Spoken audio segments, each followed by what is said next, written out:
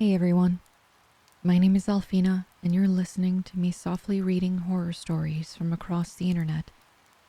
If you enjoy horror, I also stream horror games live on Twitch, as well as do the occasional art stream.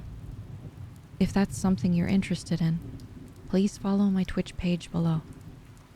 Now, grab a blanket, dim the light, and get comfortable as I read tonight's story.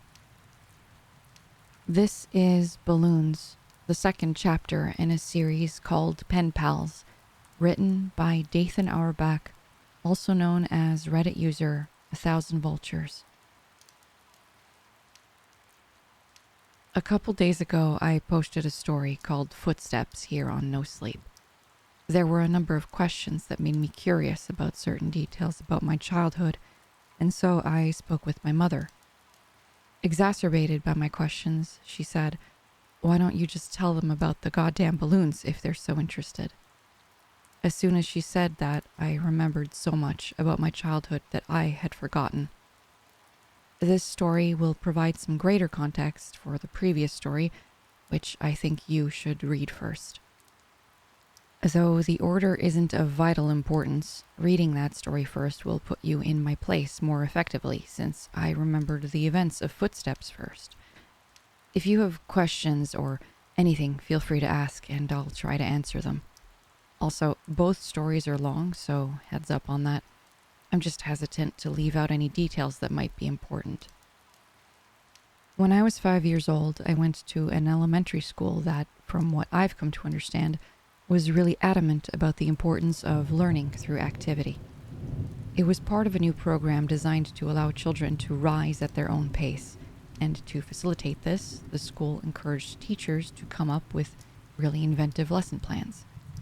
Each teacher was given the latitude to create his or her own themes, which would run for the duration of the grade, and all the lessons in math, reading, etc. would be designed in the spirit of the theme. These themes were called groups. There was a space group, a sea group, an earth group, and the group I was in, community. In kindergarten in this country, you don't learn much except how to tie your shoes and how to share, so most of it isn't very memorable. I only remember two things very clearly. I was the best at writing my name the right way, and the balloon project, which was really the hallmark of the community group, since it was a pretty clever way to show how a community functioned at a really basic level. You've probably heard of this activity. On one Friday, I remember it being Friday because I was excited about the project and it being the end of the week. Toward the beginning of the year, we walked into the classroom in the morning and saw that there was a fully inflated balloon tied off with string taped to each of our desks. Sitting on each of our desks was a marker, a pen, a piece of paper, and an envelope. The project was to write a note on the paper, put it in the envelope, and attach it to the balloon, which we could draw a picture on if we wanted. Most of the kids started fighting over the balloons because they wanted different colors, but I started on my note, which I had thought a lot about. All of the notes had to follow a loose structure, but we were allowed to be creative with those boundaries. My note was something like this. "Hi, you found my balloon. My name is blank, and I attend blank elementary school. You can keep the balloon, but I hope you write me back. I like Mighty Max, exploring, building forts, swimming, and friends. What do you like? Write me back soon. Here's $1 for the mail." On the dollar, I wrote 4 stamps right across the front, which my mom said was unnecessary, but I thought it was genius, so I did it. The teacher took a Polaroid of each of us with our balloons and had us put them in the envelope along with our letter. They also included another letter that I assume explained the nature of the project and sincere appreciation for anyone's participation in writing back and sending photos of their city or neighborhood. That was the whole idea. To build a sense of community without having to leave the school, and to establish safe contact with other people. It seemed like such a fun idea. Over the next couple weeks, the letters started to roll in. Most came with pictures of different landmarks, and each time a letter would come in, the teacher would pin the picture on a big wall map we had put up showing where the letter had come from and how far the balloon had traveled. It was a really smart idea because we actually looked forward to coming to school to see if we had gotten our letter. For the duration of the year, we had 1 day a week where we could write back to our pen pal or another student's pen pal in case our letter hadn't come in yet. Mine was one of the last to arrive. When I came into the classroom, I looked at my desk and, once again, didn't see any letter waiting for me. But as I sat down, the teacher approached me and handed me an envelope. I must have looked so excited because, as I was about to open it, she put her hand on mine to stop me and said, "Please don't be upset." I didn't understand what she meant. Why would I be upset now that my letter had come? Initially, I was mystified that she would even know what was in the envelope, but now I realize that, of course, the teachers had screened the contents to make sure there was nothing obscene. But all the same, how could I be disappointed? When I opened the envelope, I understood. There was no letter. The only thing in the envelope was a Polaroid, but I couldn't really make out what it was. It looked like a patch of desert, but it was too blurry to decipher. It appeared as if the camera had been moved while the picture was being taken. There was no return address, so I couldn't even write back if I wanted to. I was crushed. The school year pressed on, and the letters had stopped coming for nearly all of the other students. After all, you can only continue a written correspondence with a kindergartner for so long. Everyone, including myself, had lost interest in the letters almost completely. Then I got another envelope. My excitement was rejuvenated, and I reveled in the fact that I was still getting a letter when most of the other pen pals had abandoned their involvement. It made sense that I received another delivery. There had been nothing but a blurry picture in the first one, so this was probably to make up for that. But again, there was no letter at all, just another picture. This one was more distinguishable, but I still didn't understand it. The photograph was angled way up, catching the top corner of a building, and the rest of the image was distorted by a lens flare from the sun. Because the balloons didn't travel very far, and because they were all launched on the same day, the board became a bit cluttered, and so the policy for the students still exchanging letters became that they could take the photographs home. My best friend Josh had the second highest number of pictures taken home by the end of the year. His pen pal was really cooperative and sent him pictures from all around the neighboring city. Josh took home, I think, 4 pictures. I took home nearly 50. The envelopes were all opened by the teacher, but after a while I stopped even looking at the pictures. However, I saved them in one of my drawers that housed my collections of rocks, baseball cards, comic book cards, Marvel metal cards for those who might remember, and little miniature baseball batting helmets that I'd get out of a vending machine at Winn-Dixie after t-ball games. With the school year over, my attention turned to other things. My mom had gotten me a small snow cone machine for Christmas that year, and Josh had really coveted it, so much so that his parents bought him a slightly nicer one for his birthday, which was toward the end of the school year. That summer, we had the idea that we would set up a snow cone stand to make money. We thought we'd make a fortune selling snow cones at $1. Josh lived in a different neighborhood, but we eventually decided that my neighborhood would be better because there were a lot of people who cared for their lawns. The yards in my neighborhood were slightly bigger. We did this for 5 weekends in a row until my mom told us that we had to stop, and I've only recently come to understand why she did that. On the 5th weekend, Josh and I were counting our money. Because we both had a machine, we each had a separate stack of money that we put together into one stack, and then we split it evenly. We had made a total of $16 that day, and as Josh paid out my 5th dollar, a feeling of profound surprise consumed me. The dollar said, 4 stamps.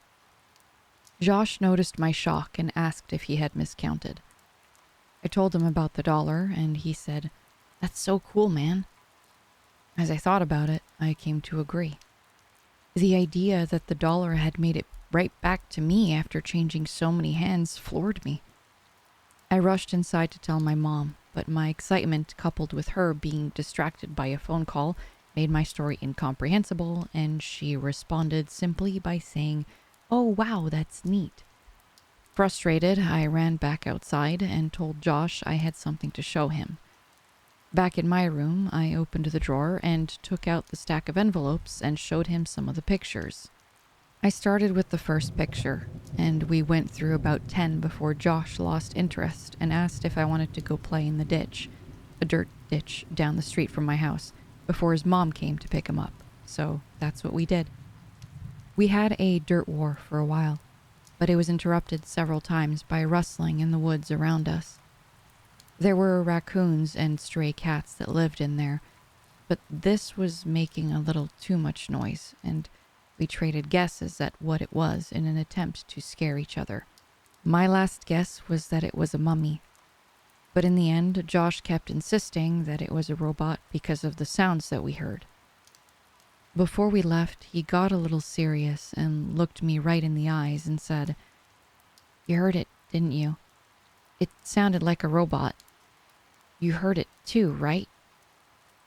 I had heard it, and since it sounded mechanical, I agreed that it was probably a robot. It's only now that I understand what we heard. When we got back, Josh's mom was waiting for him at the kitchen table with my mom. Josh told his mom about the robot.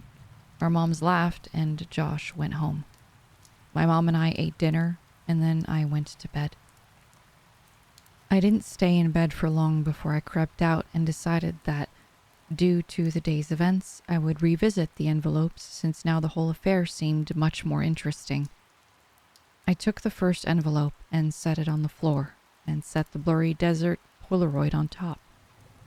I laid the second envelope right next to it and placed the oddly angled Polaroid of a building's top corner on top, and did this with each picture until they formed a grid that was about 5 by 10.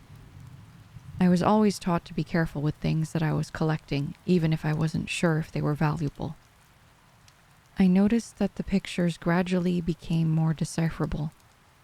There was a tree with a bird on it, a speed limit sign, power line, a group of people walking into some building. And then I saw something that vexed me so powerfully that I can now, as I write this, distinctly remember feeling dizzy and capable of only a single repeating thought. Why am I in this picture? In this photograph of the group of people entering the building, I saw myself holding hands with my mother in the very back of the crowd of people. We were at the very edge of the photo, but it was undeniably us. And as my eyes swam over the sea of Polaroids, I became increasingly anxious. It was a really odd feeling. It wasn't fear. It was the feeling you get when you're in trouble. I'm not sure why I was flooded with that feeling, but there I sat, floundering in the distinct sense that I had done something wrong. And this feeling only intensified as I looked on at the rest of the photos after the one that had so powerfully struck me. I was in every photo. None of them were close shots. None of them were only of me. But I was in every single one of them. Off to the side, in the back, bottom of the frame. Some of them only had the tiniest part of my face captured at the very edge of the photo, but nevertheless, I was there. I was always there. I didn't know what to do. Your mind works in funny ways as a kid, but there was a large part of me that was afraid of getting in trouble simply for still being up. Since I already had the looming feeling of having done something wrong, I decided that it would wait until tomorrow. The next day, my mom was off work and spent most of the morning cleaning up around the house. I watched cartoons, I imagine, and waited until I thought it was a good time to show her the Polaroids. When she went out to get the mail, I grabbed a couple of the pictures and put them on the table in front of me as I sat waiting for her to come back in. When returned, she was already opening the mail and threw some junk mail into the trash can, and I said, "Mom, can you come here for a second? I have these pictures. Just give me a minute, honey. I need to mark these on the calendar." After a minute or two, she came and stood behind me and asked me what I needed. I could hear her shuffling with the mail behind me, but I just looked at the Polaroids and told her about them. As I explained more and pointed to the pictures, her frequent uh-huhs and okays decreased, and she was suddenly completely quiet and only making a little noise with the mail.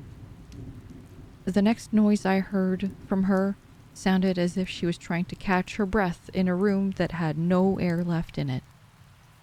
At last, her struggling gasps were conquered, and she simply dropped the remaining mail on the table and ran to the kitchen to get the phone. "Mom, I'm so sorry. I didn't know about these. Don't be mad at me."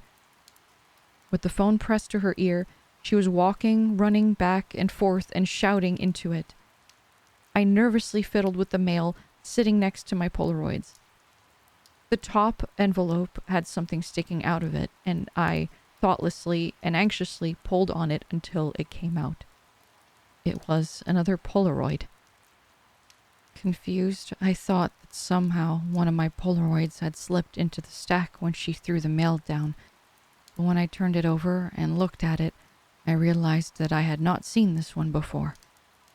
To my dismay, it was me, but this one was a much closer shot. I was surrounded by trees and was smiling. But it wasn't just me, I noticed. Josh was there too. This was us from yesterday. I started yelling for my mom, who was still screaming into the phone. I repeatedly yelled for her until she finally responded with, "What?" And I could only think to ask, "Who are you calling?" "I'm talking with the police, honey." "But why? I'm sorry. I didn't mean to do anything." She answered me with a response that I never understood until I was forced to revisit these events from the earliest years of my life. She grabbed the envelope off the table, and the picture of Josh and I spun and slid, landing next to the other Polaroids in front of me. She held the envelope up to my eyes, but I could only look at her and watch as all the color began draining out of her face. With tears welling up in her eyes, she said that she had to call the police because there was no postmark. Thank you for listening to tonight's story. I hope I was able to help you slowly drift into a relaxed slumber despite the content of my readings. I'll see you next time for the next spooky tale. Sleep well now.